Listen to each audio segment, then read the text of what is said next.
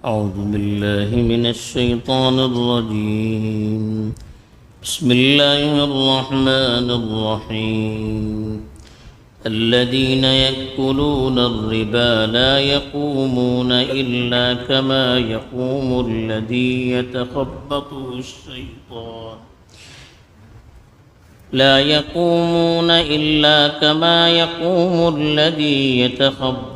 الشيطان من المس، ذلك بأنهم قالوا إنما البيع مثل الربا وأحل الله البيع وحرم الربا، فمن جاءه موعظة من ربه فانتهى فله ما سلف وأمره إلى الله ومن عاد فأولئك أصحاب النار هم فيها خالدون.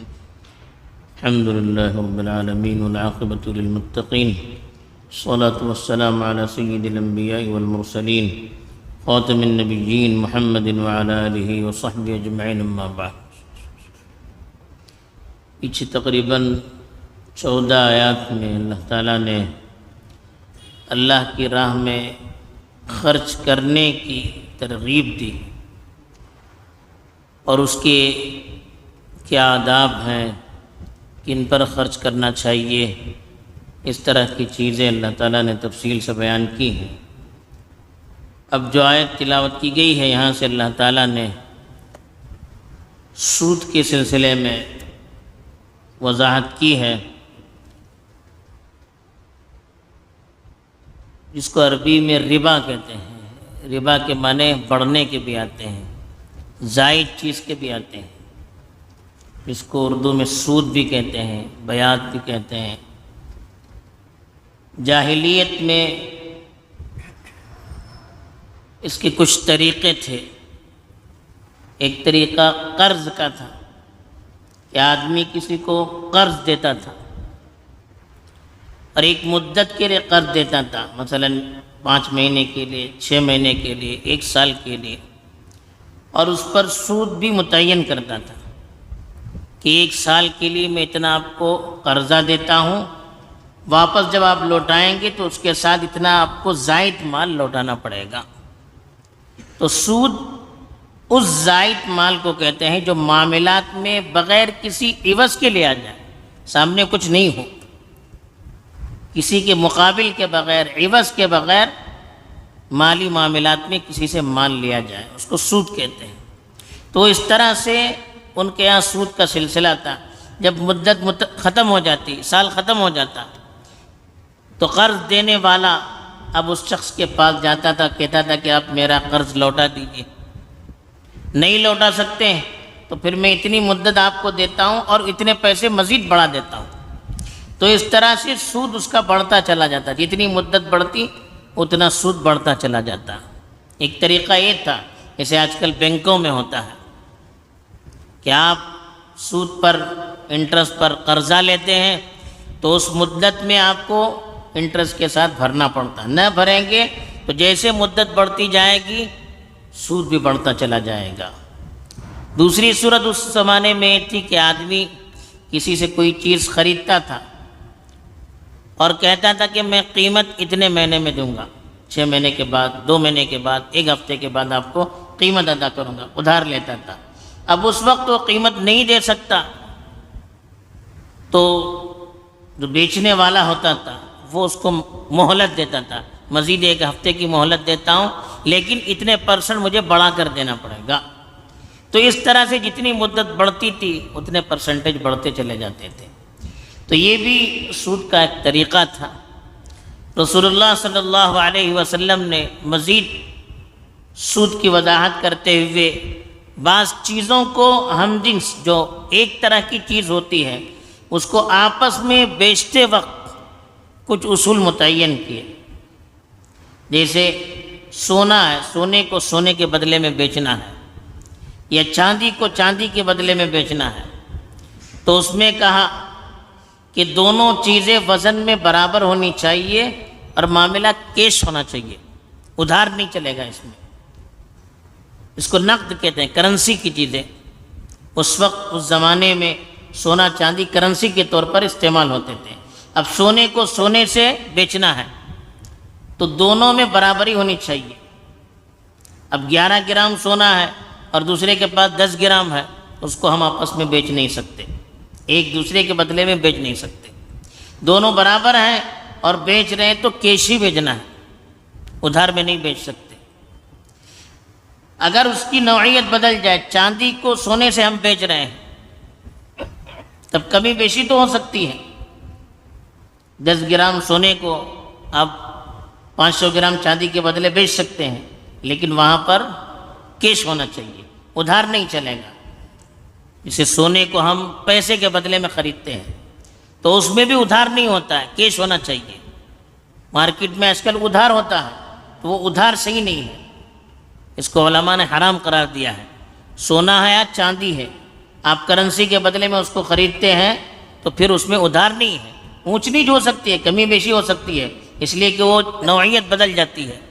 پیسہ ہے، سونا ہے، کرنسی کی شکلیں الگ الگ ہیں، تو ایسی کرنسی کو بھی آپس میں بیچنا ہے، ڈالر کو ڈالر کے بدلے میں، یا ریال کو ریال کے بدلے میں، روپیے کو روپیے کے بدلے میں، تب پھر اونچ نیچ نہیں ہو سکتی، کمی بیشی نہیں ہو سکتی، برابری ہونی چاہیے اور کیش ہونا چاہیے۔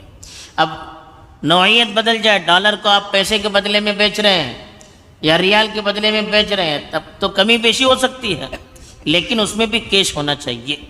تو یہ نقد کہلاتا ہے۔ جو کرنسی کی چیزیں ہوتی ہیں، اگر دونوں کی نوعیت ایک ہے، سونا سونا ہے، چاندی چاندی ہے، روپیہ روپیہ ہے، ڈالر ڈالر ہے، تو آپس میں بیچتے وقت کمی بیشی بھی نہیں ہو سکتی اور ادھار بھی نہیں ہوتا۔ اگر نوعیت بدل جائے، سونا اور چاندی، یا روپیہ اور چاندی، یا روپیہ اور سونا، یا روپیہ اور ریال، تو یہ آپس میں ایکسچینج کرتے وقت اونچ نیچ تو ہو سکتی ہے، کمی بیشی، لیکن اس میں ادھار نہیں ہو سکتا۔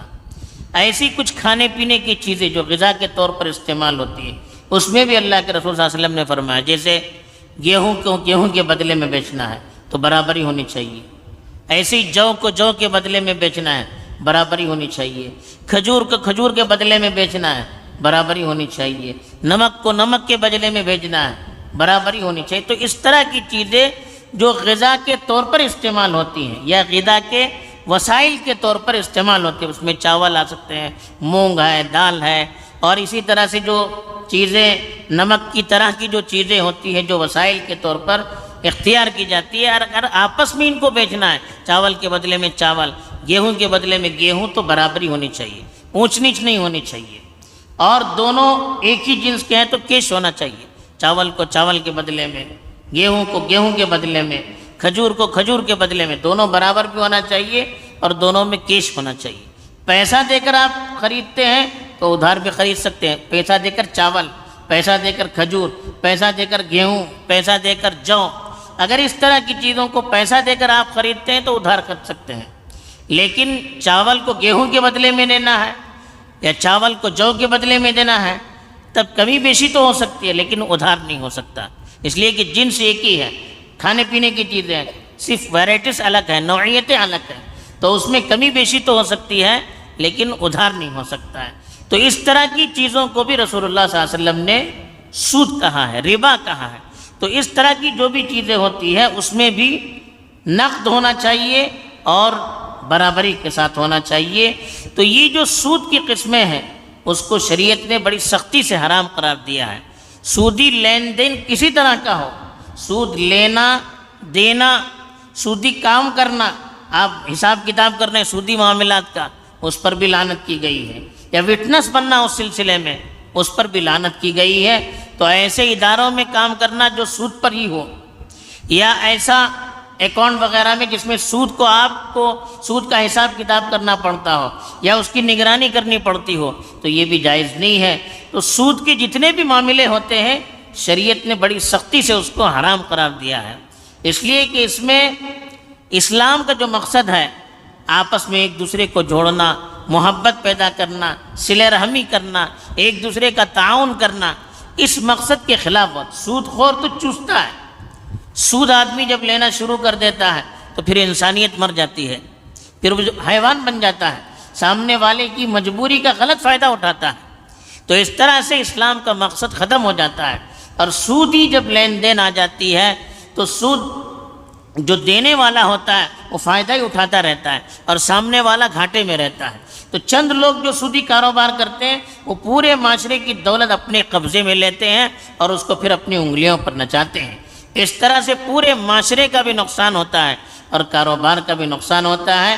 اسی وجہ سے سودی جو کاروبار ہے کسی طرح سے ہو اس کو شریعت میں حرام قرار دیا ہے۔ بینک سے لون لے کر گاڑیاں خریدتے ہیں، لون لے کر گھر خریدتے ہیں، لون لے کر کاروبار کھولتے ہیں، سب چیزیں حرام ہیں اور اس میں برکت نہیں ہوتی ہے۔